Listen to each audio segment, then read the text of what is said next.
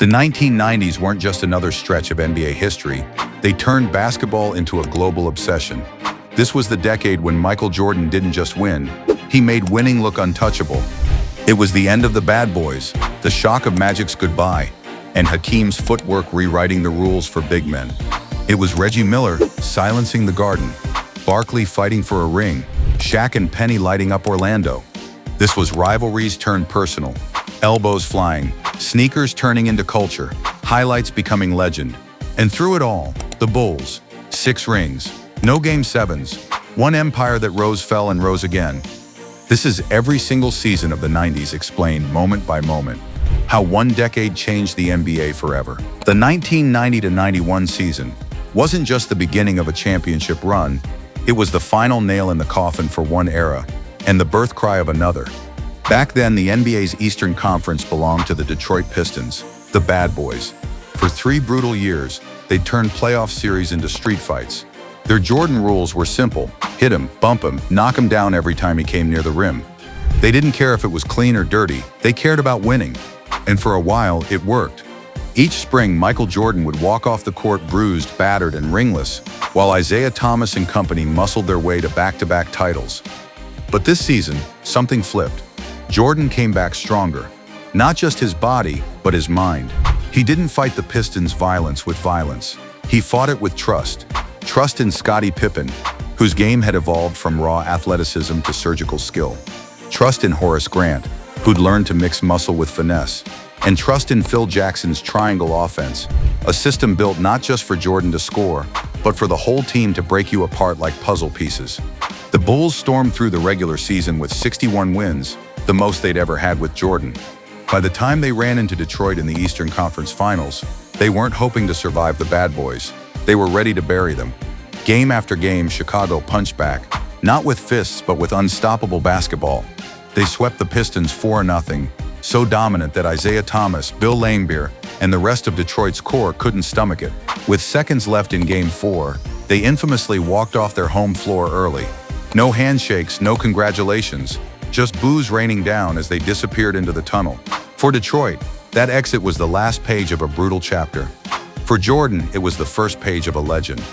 Meanwhile, in the West, the Lakers were holding on to the last flicker of showtime. Magic Johnson, still dazzling at 31, ran the floor with that effortless grin, throwing no-look passes and hook shots like time hadn't touched him. But the supporting cast that made Magic Magic was crumbling. Kareem Abdul-Jabbar had retired 2 seasons earlier. James Worthy was limping through a sprained ankle. Byron Scott was there, but the depth was thin. When the finals tipped off Bulls versus Lakers, it felt like a clash of timelines. The past on one bench, the future on the other. Game 1 was a shocker. Magic stole it on Chicago's floor, dropping a triple-double while the young Bulls looked tight, almost nervous under the lights. For a moment, people wondered, was this the same old story? Was Jordan about to get schooled by the last king standing? Then came Game 2, and one move changed everything. Midway through the second half, Jordan drove baseline, elevated under the rim, switched the ball from his right hand to his left in midair, and softly kissed the layup off the glass. A move so smooth, so casual, it looked like he was just showing off. In reality, he was. That switch hands layup is still one of the most replayed shots in finals history, the moment the whole world saw a man become something more than just a scorer. The Bulls took the next 4 games, closing out the Lakers in 5. When the clock hit 0 in Game 5, Jordan clutched the Larry O'Brien trophy and wept in the locker room. The years of punishment, the heartbreak, the doubts, all washed away in champagne and tears. The Pistons were gone. The Lakers were fading. The 90s were open territory, and Michael Jordan had just planted his flag. This was the breakthrough, the start of an empire, and everyone else was about to find out just how long the shadows of the Chicago Bulls could stretch. Michael Jordan didn't just want to win. He wanted to make sure nobody thought the first ring was a fluke. And by the time the 1991-92 season tipped off, he was ready to prove that the Bulls weren't a one-hit wonder. They were a machine. Chicago came out swinging. Jordan was on another level, adding a sharper edge to his already unstoppable game. He averaged over 30 points a night and made every arena feel like his personal stage. But this year wasn't just about Jordan putting up numbers. It was about the Bulls cementing themselves as a dynasty in the making. While Jordan soared, Scottie Pippen stepped fully into the role of Batman's co-pilot. Pippen's all-around brilliance, defending the other team's best player, pushing the break, running the offense when Jordan sat, made Chicago deeper and scarier than ever. Together they bulldozed through the regular season with 67 wins, the best record in the league. But the playoffs weren't a walkover. In the East, the Cleveland Cavaliers had matured into real contenders, and the New York Knicks under Pat Riley had transformed into Jordan's new headache. The Knicks weren't the bad boys, but they played with the same bruising intensity. Patrick Ewing patrolled the paint like a skyscraper with elbows. Charles Oakley made sure you felt every screen. Games were rock fights. But the Bulls powered through, eliminating the Knicks in 7 tough games and then brushing aside the Cavs to reach their second straight finals. Waiting for them was Clyde Drexler and the Portland Trail Blazers. Clyde was no ordinary challenger. People loved to say he was the next closest thing to Michael, a high-flying shooting guard with speed, hops, and a sweet stroke. The media hyped it as Jordan versus Drexler, a battle for the crown. Jordan didn't appreciate that comparison one bit. Game 1 in Chicago set the tone for the whole series. Drexler was good, Jordan was god level. In the first half alone, Jordan hit 6 three-pointers, a barrage so unexpected that he gave the world an immortal shrug after the last one dropped. That shrug game buried any doubt about who really owned the spotlight. Portland was tough. Terry Porter, Jerome Kersey, Buck Williams, but they weren't tougher than the Bulls' will to repeat. The series stretched to 6, but Chicago had too much firepower, too much poise, and too much Michael. In Game 6, down 15 heading into the 4th, the Bulls stormed back behind Jordan and Pippen, turning the old Chicago stadium into a thunderstorm of noise. When the final buzzer sounded, confetti rained again, back-to-back titles. Jordan held up 2 fingers in the locker room. He'd proved it once might be luck. Twice, that's destiny. But the season's biggest shock didn't come in the finals. It came a few months earlier, off the court. In November 1991, Magic Johnson stunned the world by announcing he had tested positive for HIV and would retire immediately. The news hit the league like a brick through glass. Magic wasn't just a superstar. He was one of the faces that built the modern NBA. His goodbye forced the world to face a disease it barely understood and proved that even legends were mortal. In the end, the 1991-92 season showed what the 90s would become. Unstoppable Bulls on the floor, seismic shocks off it, and a league changing faster than anyone could predict. The repeat was complete, but Jordan's hunger was only getting started. By the time the 1992-93 season tipped off, the Chicago Bulls were the measuring stick. Everyone wanted what they had: the rings, the swagger, the global spotlight. But defending a title once is hard.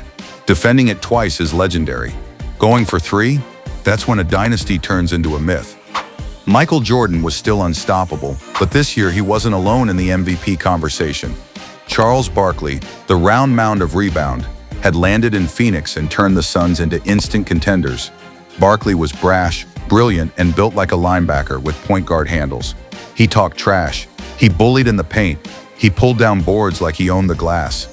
The Suns tore through the league with the best record, and Barkley snagged the MVP, an honor Jordan quietly took as a personal insult.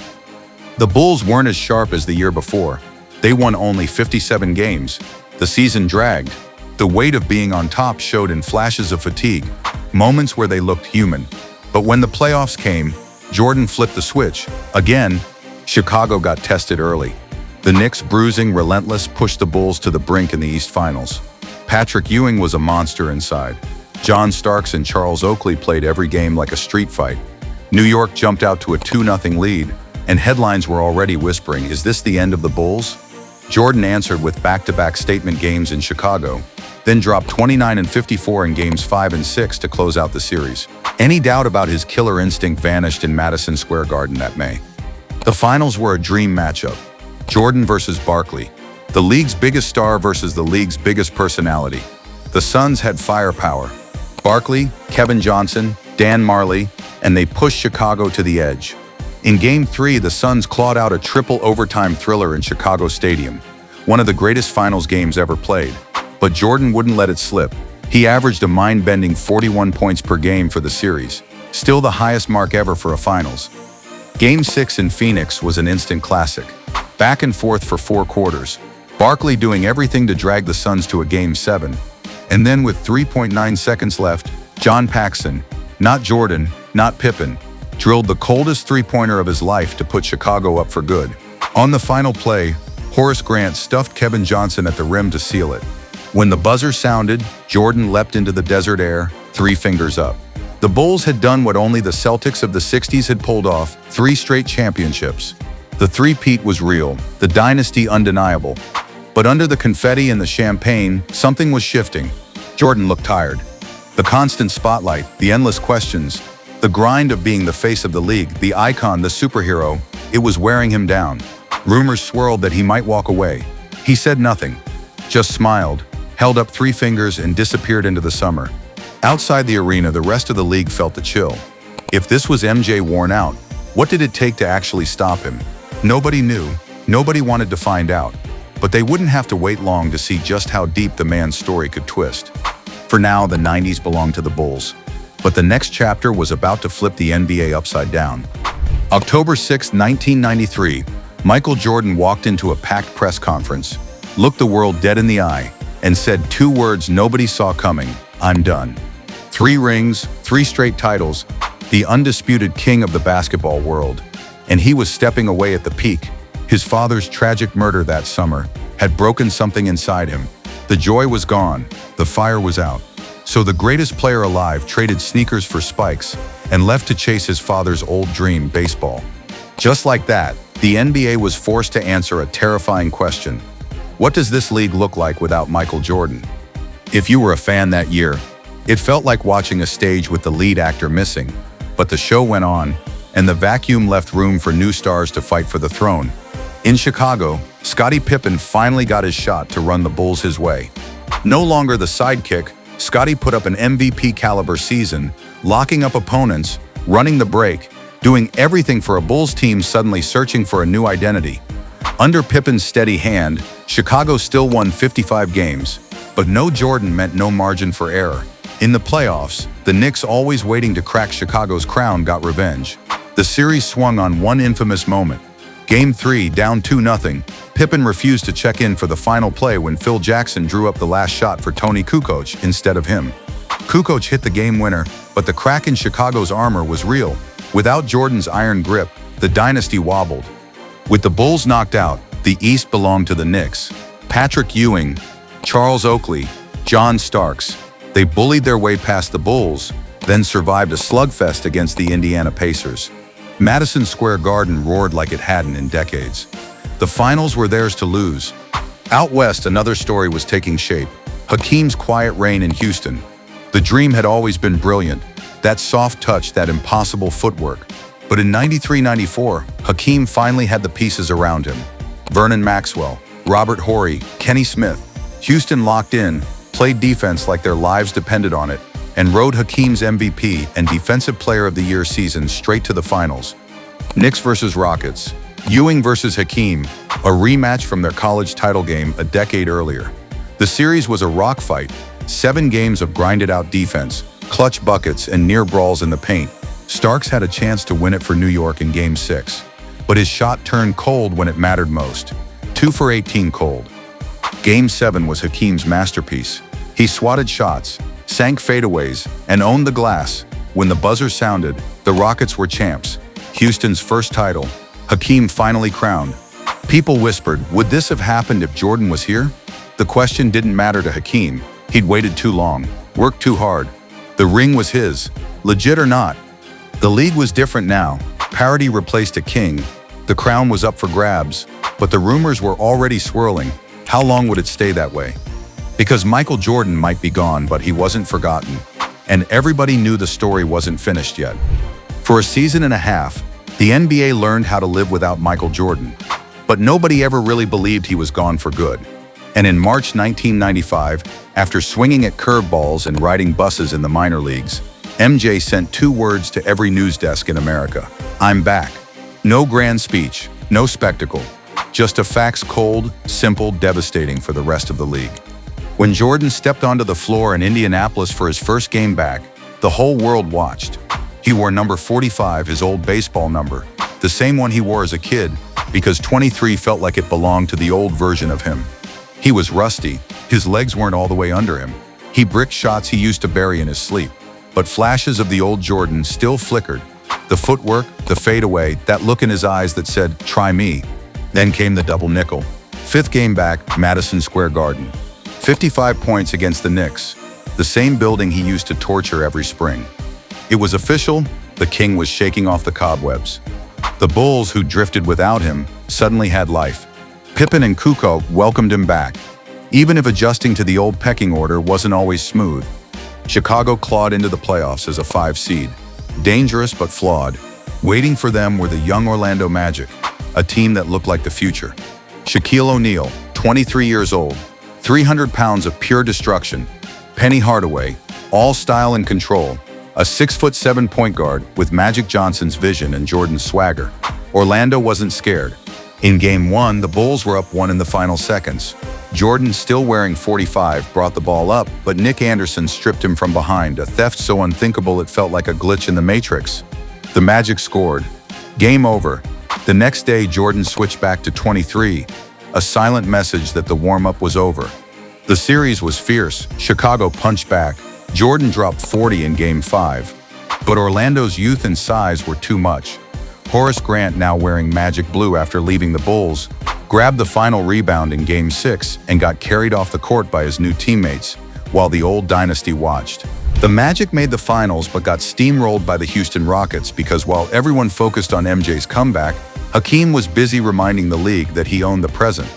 The Rockets, only a 6 seed in the West, knocked out Stockton and Malone's Jazz, Barkley's Suns, and then the giant Magic front line. Hakeem destroyed Shaq head-to-head, spinning him dizzy with that dream shake. Houston swept Orlando for back-to-back titles. People argued, would the Magic have beaten the Bulls if Jordan was really back?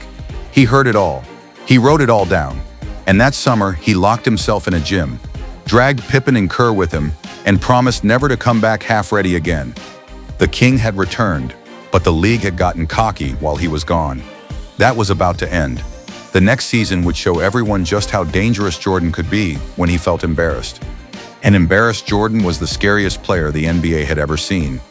If you wanted to see what happens when the greatest player alive feels humiliated, you watch the 1995-96 Chicago Bulls. Michael Jordan spent the entire offseason with a chip on his shoulder bigger than any trophy. The Orlando loss burned him. The whispers that he'd lost a step, that 45 wasn't 23, that maybe the league had moved on. He didn't say much. He just dragged his teammates into the gym, again and again. If you were on the Bulls that summer, you were living in Jordan's world. Brutal practices, no excuses, no days off, no mercy. The front office gave him the final piece to turn the spark into a wildfire. Dennis Rodman. The worm was chaos personified. Rainbow hair, tattoos, piercings, rebounds nobody else wanted. He'd been a bad boy in Detroit, an outcast in San Antonio. But Jordan and Pippen didn't care about the baggage. They wanted his hustle. With Rodman vacuuming up every missed shot, the Bulls were complete. Scoring, defense, toughness, rebounding, everything. They didn't just win, they demolished. Chicago tore through the regular season with a jaw-dropping 72-10 record, the best mark the NBA had ever seen. Night after night, Jordan crushed whoever dared stand in front of him. Pippen was at his peak, a two-way monster who did everything. Rodman grabbed 15 rebounds a game, dove into the crowd for loose balls, and drove every opponent insane. Phil Jackson's triangle offense purred like a luxury car. The playoffs felt like a victory lap wrapped in a sledgehammer. They steamrolled the Heat, handled the Knicks, and smothered Shaq and Penny's Magic. Sweet revenge for the year before. Chicago didn't just beat Orlando, they humiliated them in a sweep. This time there would be no handshakes, no Horace Grant riding anyone's shoulders but Jordan's. In the finals, the Bulls met the Seattle Supersonics, a team that ran fast and hit hard. Gary Payton, the Glove, was the league's best perimeter defender and talked more trash than anyone not named Reggie Miller. Shawn Kemp, the Rain Man, soared over everyone, dunking like a human highlight reel. Seattle was good, really good, but they were running into a buzzsaw. Chicago jumped out to a 3-0 lead in the series, but Payton refused to roll over. He demanded the assignment of guarding Jordan full-time. Seattle clawed back, winning games 4 and 5 behind Payton's relentless defense and Kemp's thunderous jams. For a second, the world wondered, could they really push this to 7? Game 6 in Chicago ended the conversation. Jordan closed it out, emotion boiling just beneath the surface. When the buzzer sounded, he collapsed to the floor in the locker room. clutching the trophy, surrounded by teammates, cameras, and memories of his father. This was his first title since his dad's murder, the one he promised himself he'd win. 72-10, Finals MVP, revenge on the Magic, a fourth ring for the GOAT. The Bulls weren't just champions, they were now in the conversation as the greatest single-season team the league had ever seen. And Jordan, he wasn't done. Not by a mile. The Empire was back on top, and everyone else was just living in its shadow. After steamrolling the league with 72 wins the year before, the 1996-97 Bulls came back hungry for more. This time, the rest of the NBA knew exactly what they were facing, and still couldn't stop it. The formula hadn't changed. Michael Jordan attacking like a shark, Scottie Pippen doing everything everywhere, Dennis Rodman crashing the boards and crashing into opponents' heads, Phil Jackson's triangle offense humming like clockwork. They won 69 games, nearly repeating the impossible, and looked every bit as ruthless as the year before. But the league wasn't standing still. Out west, the Utah Jazz, forever good but never quite good enough, finally looked ready to break through. John Stockton and Karl Malone were basketball's most consistent duo. Stockton, the surgical point guard who racked up assists like a human cheat code. Malone, the mailman, delivering 27 points a night with elbows sharp enough to cut stone. This was the year Malone snagged the MVP, a move that once again Jordan took personally. The Bulls breezed through the East, handled the Bullets, checked off the Hawks, and stomped Reggie Miller's Pacers. That set the stage for a heavyweight clash in the finals. Chicago versus Utah. The best in the East versus the best in the West. Jordan versus Malone. Utah came in tough. They were physical, disciplined, and their half-court sets could choke the pace down to a crawl. Malone dropped 37 in Game 3, helping the Jazz even the series at 2-0. Suddenly, the finals weren't a cakewalk, and then the legend grew. Game 5 in Salt Lake City. Jordan looked terrible, pale, sweating buckets, barely able to stand. Officially, it was the flu. Some say it was food poisoning. Either way, he should have been in bed, not on a court at 4,200 feet above sea level. Instead, he dragged himself out there, hollow-eyed and gasping for air. The Jazz built a double-digit lead early. Every time the camera cut to Jordan, he looked ready to pass out. But as the game went on, the will kicked in. The fadeaways still dropped. The threes still splashed. Jordan poured in 38 points that night, clutching his knees, hanging on to Scottie Pippen for balance, literally leaning on his teammate as they walked off the floor together after the final buzzer. The Bulls stole Game 5 in Utah, snatched home court back, and closed it out in 6. On their floor in front of a roaring United Center, they hoisted ring number 5. The flu game instantly became one of the most mythic chapters in Jordan's legend. It wasn't just about the points, it was about the image. The best player in the world completely spent pushing himself somewhere nobody else could follow. And yet for the Jazz, the heartbreak stung even more, because they weren't just a fluke challenger. They'd be back, and so would Jordan. One last duel, one last shot to stop the unstoppable. The Bulls were now sitting on 5 titles. Jordan was 5-0 in the finals, and everyone knew what the next season could mean, the chance to cement the greatest run the league had ever seen. By the time the 1997-98 season rolled around, everyone knew this was it, the last ride. It wasn't official yet, but behind the scenes, the writing was on the wall. Bulls management wanted to rebuild. Phil Jackson was told this would be his final year, no matter what. Scottie Pippen was frustrated with his contract and trade rumors swirled all year. The dynasty felt like a sandcastle at low tide, still standing but crumbling at the edges. But if you told Michael Jordan the story was over, he'd write his own ending. He called it the last dance. The mission: defend the throne one final time, even if the kingdom was falling apart behind him. Chicago limped through the regular season by their standards. 62 wins, still best in the East, but Pippen missed 35 games after delaying foot surgery in a contract standoff. Jordan carried the load, putting in 38 minutes a night at age 35, like Father Time had decided to take another vacation, just to see how far this maniac could push it. In the playoffs, the Bulls chewed through the Nets and Hornets before running headfirst into the Indiana Pacers, a team built to test them. Reggie Miller jawing, pushing, draining dagger threes. Rick Smits patrolling the paint. It went 7 brutal games, the only time in the Bulls' 6-title run they got pushed to a Game 7 in the East. Jordan willed them through, dropping 28 in the closer. One more finals appearance secured. And waiting for them, the Utah Jazz again. Stockton and Malone wanted payback for last year's heartbreak. Malone was fresh off another MVP. Utah grabbed home court advantage this time. It felt like the rematch that destiny demanded. The series was a street fight. Ugly, physical, low scoring. Game 5 in Chicago turned into the unexpected flu game sequel. Jordan sick again, battling, clawing out a win to send it back to Utah. The Jazz tied it up in Game 5, forcing a Game 6 that felt like the true final chapter. June 14, 1998, Delta Center, Salt Lake City. The air thick with tension.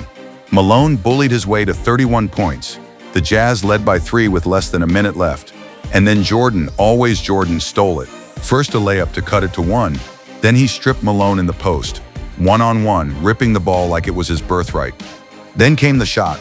Top of the key, Brian Russell backpedaling. Jordan crossed over, maybe pushed off, maybe didn't, depends who you ask. Rose up and buried that 20-footer. Snap. Net 87-86. 18 seconds left. The arena silent, except for the roar of Chicago's traveling faithful. No timeouts, no panic. Just a man who had spent the entire decade ripping out hearts, ripping out one more. Stockton's final 3 bounced off the rim. Game over, series over, dynasty over. 6 titles in 8 years, 6 finals MVPs, no Game 7s, a perfect ending for the imperfect team that owned the 90s. Jordan walked off with his fist in the air, a snapshot frozen forever, the greatest ever, riding into the sunset, leaving the league to wonder if anyone would ever touch what he built. The last dance was over, the empire fell, but the legend, that would live forever. The end of the Bulls dynasty didn't happen on the court, it happened in boardrooms. After Jordan's final shot, the NBA drifted into chaos. Players wanted a bigger piece of the pie, owners wanted to control rising salaries, and negotiations froze. For 204 long days, the league was locked out. No trades, no camps, no games, just silence and headlines about billionaires and millionaires arguing while fans waited. When the lockout finally broke in January 1999, there was barely time for a proper season. Teams sprinted through a 50-game schedule, exhausted bodies crashing into back-to-back-to-backs. The Bulls, they were ghosts. Jordan retired again, Phil Jackson gone, Pippen traded to Houston, Rodman briefly bounced around like a rock star without a stage. From champions to the basement in months, the dynasty turned to rubble overnight. With the Kings dethroned, the league felt wide open. It was time for someone new to grab the crown. And in the chaos, a fresh force rose, the San Antonio Spurs. For years, the Spurs had been a punchline, good but not good enough. Then they lucked out when David Robinson, the Admiral, went down hurt in '97. That terrible season landed them the #1 pick, and Tim Duncan, the quiet, unshakable big man from Wake Forest. Together, Robinson and Duncan became the Twin Towers, 2 7-footers, smart, disciplined, and ruthless at the rim. Led by the unflappable Greg Popovich, the Spurs bullied their way through the shortened season. Duncan's game wasn't flashy, but it was brutal. Bank shots off the glass, perfect footwork, no wasted motion. Robinson handled the dirty work. Sean Elliott and Avery Johnson spread the floor. They didn't care about style points, they just smothered teams on defense and ground them down in the paint. In the playoffs, the old guard kept falling. Shaq's Lakers were talented but undisciplined, swept by the Spurs in the second round. The Trailblazers had size and flash, but no answer for San Antonio's fundamentals. In the East, the Knicks, an 8th seed after an up-and-down regular season, shocked everyone by clawing through the bracket, toppling the Heat and Pacers to reach the finals. But New York's miracle run hit a stone wall.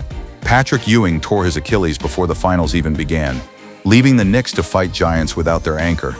Duncan wasted no time, 27 points, 14 boards a night. Robinson cleaned up everything else. The Spurs closed it out in 5 games, celebrating in Madison Square Garden while Knicks fans sat in stunned silence. San Antonio had its first ring, and it felt like the start of something bigger. Duncan, barely in his second year, already looked like the future. Robinson got his long overdue validation.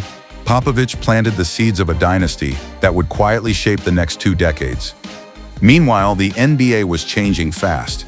Young stars like Kobe Bryant and Allen Iverson were starting to own the highlight reels. Shaq was about to find the right running mate.